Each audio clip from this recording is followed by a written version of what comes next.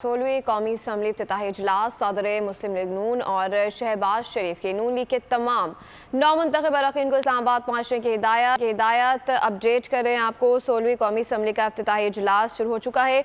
सदर मुस्लिम लीग नून शहबाज शरीफ की नून लीग के तमाम नौमुंतखब अरकान को इस्लामाबाद पहुंचने की हिदायत कर दी गई है। साबिक स्पीकर अयाज सादिक और चीफ वेब शेख आफ्ताब के नौमुंतखब अरकान से राब्ते भी जारी हैं।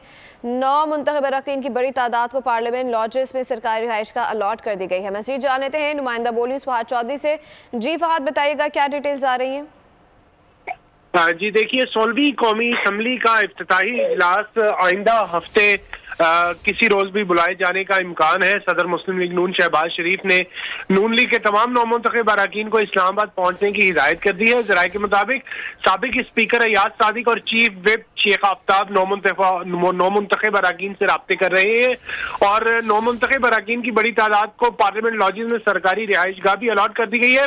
कौमी असम्बली के इफ्तिताही इजलास में नौमुंतखब अरकान हल्फ उठाएंगे, जिसके बाद स्पीकर डिप्टी स्पीकर का इलेक्शन होगा और नामजद वजीर आजम और सदर नून लीग शहबाज शरीफ भी इजलास से कबल इस्लामाबाद पहुंच जाएंगे, जो कि यहाँ पर पार्लिमानी पार्टी के इजलास की सदारत करेंगे और वजीर आजम के इंतखाब के मौके पर कायद नून लीग नवाज शरीफ की भी पार्लियामेंट आमद मुतवक्को है। जी ठीक है, फहद चौधरी हमें तफसीलन आगाह कर रहे थे, आपका बहुत शुक्रिया। सब्सक्राइब करें और बेल दबाएं ताकि कोई खबर रह न जाए।